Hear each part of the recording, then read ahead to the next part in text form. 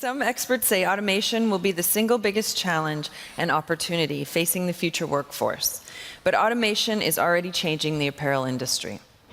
Our next experts will discuss what the future will hold for an automated fashion industry and what impact it will have on the industry's sustainability performance. Please welcome Pete Santora, who is the Chief Commercial Officer of SoftWear Automation, who I had an incredible conversation with last night.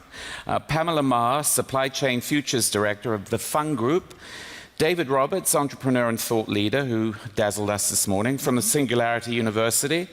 And Carys Roberts, Senior Economist, Editor, IPPR Progressive Review. This session will be moderated by Lee Risby, who is the head of effective philanthropy from the C&A Foundation.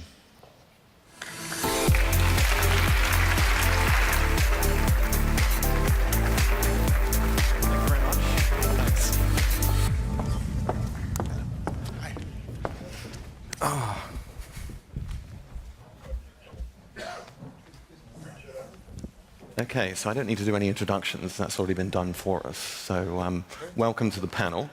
And we've got the lovely, provocative title of The Robots Are Coming. So I'm very much hoping that this is just part one of a discussion we'll have next year. You'll probably have 5 robots up here instead, discussing about how effective they are at changing the industry. Anyway, I mean, there's been a lot written about the robots are coming. And when you Google that line, you see there's been a lot of news along that area for the last year.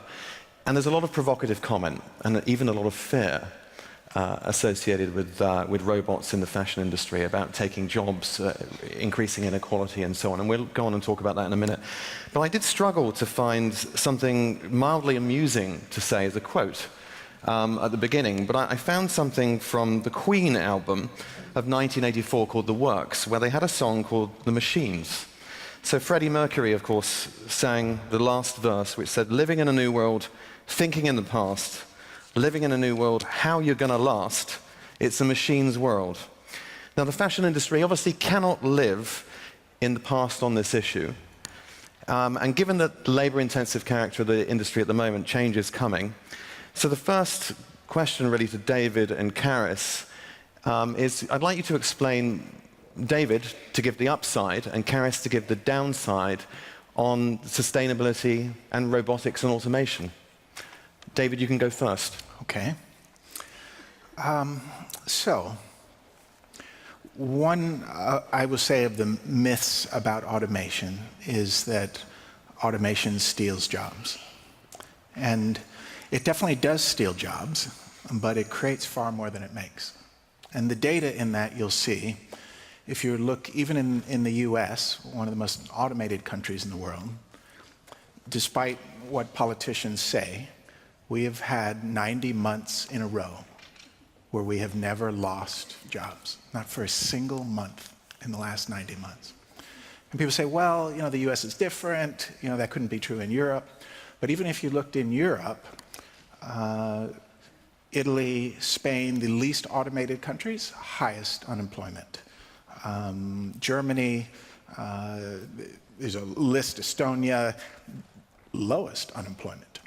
So it didn't work out to be exactly opposite to what everyone would think by chance. It really is. And the reason this happens, and it's been happening for 150 years. 150 years ago, we were all farmers. The machines started to come in. Everyone was worried the machines were going to take our job. And guess what? They did. Now, 1% of us, 2% of us are farmers. But we didn't all end up jobless. We ended up, in fact, if you looked on the list of most common jobs in the US in like 1975, machine operator, secretary, those were jobs that were machines. And 20 years later now, the most common job in the US is truck driver, which, by the way, is another machine. And if you asked people 150 years ago, they didn't know what a truck driver was. And so the jobs that get created don't even exist, but they get created because of the automation. And it frees us from all those jobs that we don't want to do. Dirty jobs, boring jobs, jobs that are dangerous. But Carys, give us the risks on the other side. I'll start with some agreement in that we've done research on how jobs are likely to be affected, and it's true that we're very good at creating new jobs, and actually, the speed which this is going to happen isn't as fast as the breathless commentators suggest. But then a little bit of disagreement as well, because it's not just about do you have a job. So technology is likely to change how we all work. It's not just robotics, it's also about artificial intelligence. So particularly in fashion, you could find that data analytics, logistics jobs are going to change as much as manufacturing. And whenever there's change, we have winners and losers. So the winners will be the people who quickly find new jobs, those who have skills that machines can't do, so creativity, and that's good news for lots of people in fashion, for instance. But there'll also be losers, so people who see their wages pressed down because they're increasingly in competition with machines. And then what's more, who owns that machinery, who owns the data, who owns the algorithms is going to become increasingly important. So for instance, you can imagine a world in which Facebook, the big monopoly, has access to trend data, it has access to shopping data, and it'll be able to use that to accumulate huge wealth. So it's not just about will we all be unemployed, it's what kind of jobs will we be doing, and there's a big risk of inequality from diverging wages and people who own the robotics and the data winning. David, you mentioned a minute ago mostly the perspective from the developed country and what has happened in the States historically over the last 40, 50 years. Pamela, perhaps you could give us the angle from the emerging economy side and actually say, is it all rosy like David is saying and people will adapt, or will we have to deal with quite a lot of risk? Yeah, so basically there's no doubt that labor-intensive manufacturing has created a lot of wealth in the developing countries through factories, and any of you who have been to a factory in one of your key production countries will know that it's an incredibly labor-intensive operation.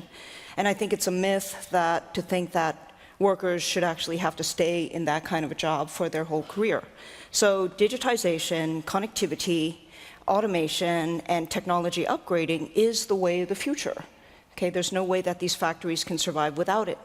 And that will actually be a very empowering process for the factories, because they can actually have better quality, better speed, more visibility into their operations, and be as agile and flexible and have increased capacity as well. Now, the consequence of that is obviously that they will produce a certain amount with fewer workers. The responsible approach to do, and we need to actually educate factories on what is a responsible approach to automation, which enables workers to actually be trained, upskilled, and supported with confidence building and evolution of a corporate culture. And that process itself is actually very empowering for the workers as well. In fact, our own research into automation and creation of IoT in one of our own factories within the Fung Group actually shows that workers want to evolve with the times, because they see all around that the digital economy is here. And if they're working in an organization, in a factory that is not evolving with the times, then they feel worried.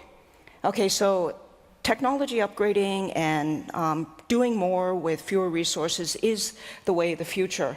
And it's up to the corporate sector to actually do that responsibly.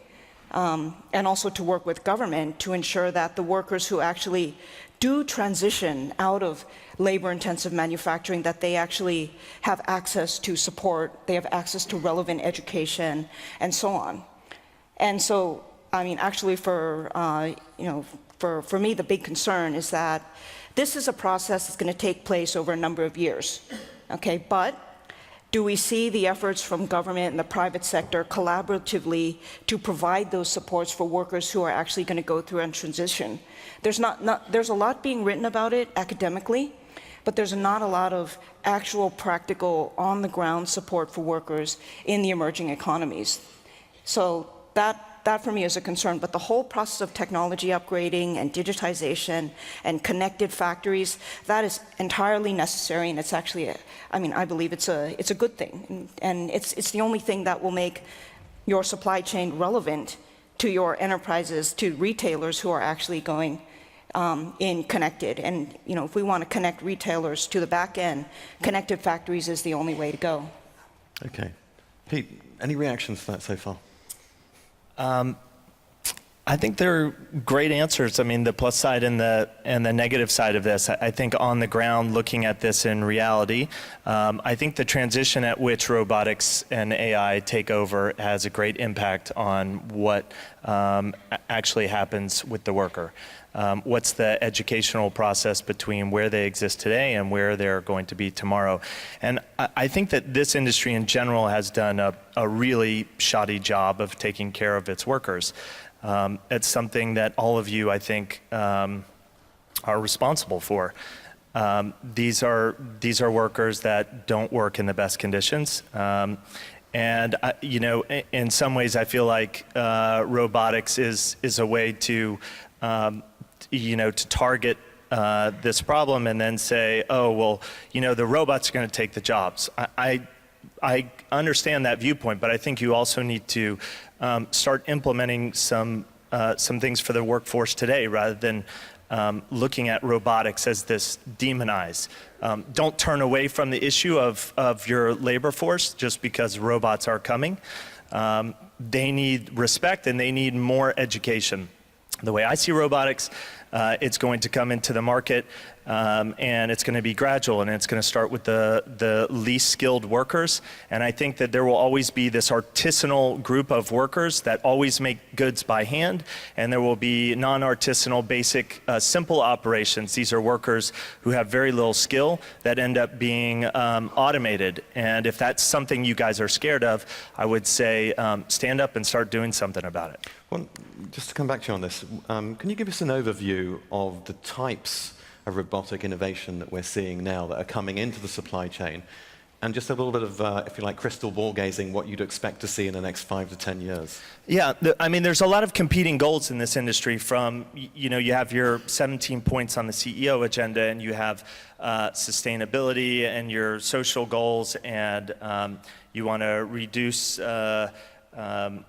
Well, no one's really talked about transport costs, I don't think, so far, in its environmental impact. And I guess when I look at something like robotics and automation, what I see are people tackling transportation-related costs, and I see them tackling maybe the biggest one, in my opinion, which is inventory. And I don't think robots produce more goods necessarily faster. I think they give us the opportunity to produce less goods only when the customer has ordered. And I think that model, you're starting to see where you're not then, obviously, if you have no inventory and you're delivering directly to customer, you're not marking down, you're not burning your clothing or sending it to third world countries as a way to offload your goods. And so what I see is, not robotics coming in, but digital factories. Mm-hmm. I see Flextronics and Nike working together to create an automated factory right outside of the US, which I think that was their test. You'll see more to come. I see Adidas creating the Speed Factory. Again, you're talking about there's one in Germany, there's one in the US in Atlanta. I see Alibaba creating a jean factory in Hangzhou. So I see these companies coming in to try and tackle this from a technology perspective. And Alibaba launched a $15 billion technology fund. So in relation to maybe someone like PVH, whose market cap is $9.5 billion, you're talking about technology bringing a totally different scale at the way it looks at these problems. And the way it addresses them. And in the future, I see that then being tied to the retail store. So this concept of customer and production and delivery is all within this 2 to 3 day window and is directly tied to the order that's made. Okay. I just want to jump forward and ask Carys, actually, from your perspective, and I know you've written the recent paper on automation and how it affects the UK economy. Mm-hmm. But Pamela mentioned about the role of government and the need for corporates and government to actually work together. So what should the government be doing, or governments, particularly governments in India, Bangladesh, in emerging economies, to kind of future-proof and prepare for automation? We're thinking about what the goals of that policy would be. We absolutely need companies to be investing in technology. That's how we get economic growth in industry. It's how we get higher wages. We won't have higher wages without that. But we need to make sure that that is benefiting everyone. It's growth for what would be the question I'd ask. And we also need to make sure that there are new jobs for people to go to. Education isn't enough if there aren't any jobs for you to go to. And in terms of how governments can achieve that, part of it is incentivising investment and supporting businesses and coordinating businesses. But quid pro quo, businesses also have to work towards it too. So higher wages, better conditions, and those can go hand in hand with increases in productivity. And partnership would be the key word I'd choose, actually. I mean, if one country were to do this unilaterally, that might not work because countries can undercut each other. There's kind of pushing for higher wages and conditions. So I think there's an international partnership needed. And also, there needs to be a focus on how to bring workers into this conversation. I think they can be a really valuable resource. They know where there can be efficiencies to be made, and they can be brought on board to move to a higher wage model. The way that we know how to do that is unionisation. We have a model which works, but lots of developing countries are quite fearful of unions. And I'd say that would be a key way forward, to work with the unions to think of a solution that's sustainable for everybody. I would just like to add that I don't think in the model of the future that you can deliver on what the consumer is pushing for, which is product faster, more customized, more on demand for their capabilities, and still have a global supply chain that services all the production. So I think that we can talk about what the global supply chain is and how to make it better. But we have to start looking at other ways the industry has to start looking at other ways to deliver to the customer. And that's not possible with the global supply chain today. And it's also not possible to start a factory with people in the US or in Europe to deliver to those customers. So we're kind of stuck in this path. Question to David and Pamela now, again on the government issue, and particularly on education. Now, what kind of educational reforms do governments need to put in place also to prepare for this fourth industrial revolution and robotics? David first. Ooh. Well, I have some strong opinions here, but That's why I asked you. my feelings are that our educational system is almost completely obsolete. I mean, honestly, we've been teaching the same thing for 100 years. I mean, it was, I think I can say this having been British for so long, but it was basically what the British colonialists wanted people to learn. I mean, it was like math to do the accounting and basic English to read the documents. I mean, it's crazy because if you think about like what we really need to be successful in life, how to be happy, how to be healthy, how to have great relationships, like we don't really get taught that in school. And it's not the kind of thing you teach on a chalkboard anyway. So I feel like we've been trying to transform education for a very long time and have been very unsuccessful with it. And that now I think governments should really start looking very disruptively about how to think about education differently and how to teach people the things that Pamela? Yeah, so obviously educating factory workers on with skills that they need for the future is critical. We start with health, financial inclusion, focusing on their well-being, but it's also about training them technical skills. How do you look at data? How do you operate machinery? How do you troubleshoot? And that's all stuff that the private sector needs to do in order to enable workers to actually be included in the process of technological upgrading. And another thing is that companies need to actually work with, especially emerging markets governments whose public education systems are also verging on obsolete, if not already there already. And companies need to be in continuous dialogue with governments to basically make sure that the employees who are entering the workforce actually do so with relevant skills, which is not the case now. And I mean, I think that effort needs to start sooner, probably needs to involve, I mean, if we can get something started in this room, that would be great, because the process of digitization and automation, it's going to be gradual, and that's good. That gives us time to prepare.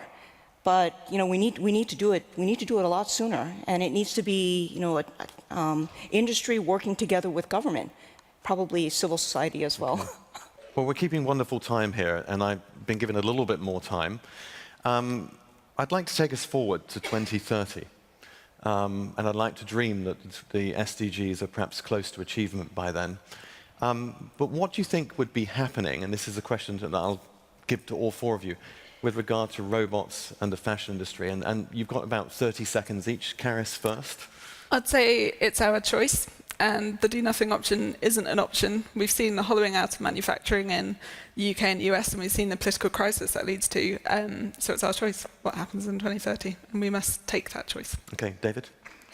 A very small select few in the fashion industry have jobs that they love, that makes them money, that they're good at, and where they feel like they're making a difference in the world. But the great majority of them are working only for the money. And I would love to see in 2030 a world where all of us are being able to have jobs that have those four things and getting back to being human and creative again. Great. So Pamela. I think the future of the supply chain is digital. It's connected with visibility and transparency, which is everything that we want today. At the same time, for workers, I want to see an industry committed to responsible automation, where workers are actually supported in workforce transition, both inside the factory as well as the workers who leave. And that's a whole society effort. So. Okay. Thank you very much. Pete. Yeah, 2030. I see us going from a local supply chain delivering to the neighbors down the street to a global supply chain that delivers to an unknown, back to a local supply chain that delivers to the local community. I see designers being from the local community, designing for their neighbors. I see their neighbors participating in the making of the goods. Yeah, and I see us being able to do that by knocking out a lot of the social and sustainability goals that we have, and maybe the path forward right now just doesn't seem as clear. Okay, thank you very much. I'd like to thank all four of my panelists for a great discussion. And we look forward to continuing this in the next few conferences here in Copenhagen over the next years. Thank you. Thank you.